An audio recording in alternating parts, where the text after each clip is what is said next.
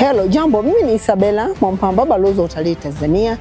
Siku ya leo nimeweza kufanikiwa kuhamasisha wazee wawili ambao ni marafiki zangu, Bibi Namnyaki na Bibi Elizabeth. Na kitu kikubwa ambacho nimetamani siku ya leo waweze kufanya, kwanza ni kuja katika mazingira ambayo hawajawahi kufika, lakini pia na kufanya boat riding ambao wote wawili ilikuwa ni mara yao ya kwanza. Na miaka 98. Mara kwanza naogopa sana, lakini nimekuja kukubali leo. Wazazi wamelangu anapenda mimi, nikasema tunaingia na yeye. Nimejisikia maana nimekuja hapa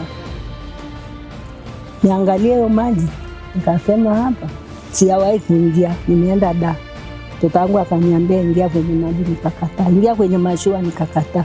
Wewe leo ukaja, wakati wewe ujaja tunaanza kuzungumza na ubi. Nikamwambia hapa naogopa, na yeye anasema naogopa.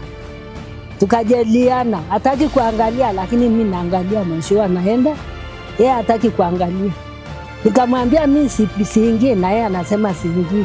Tumekaa hapo, tukaja kwa upendo, tukaingia. Tumeingia na situka, lakini Mungu ni mwema.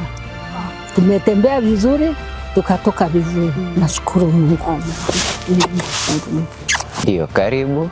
Madam Isabella ni madam ambayo tumefanya kazi nyingi tofauti tofauti, zingine zikiwa ni za wageni, zingine zikiwa ni watalii wetu wa ndani wa Tanzania, lakini leo amekuja na ndugu zetu wazee kidogo, na hiyo ni sababu pia umri sio tatizo kuja huku. Unaweza ukaja na ni sehemu ya kutoa mawazo, maana kuna sehemu nyingi kama boat ride inakuwa ikufai, unaweza ukafanya forest walk na pia ukapata mandhari nzuri tulizonazo.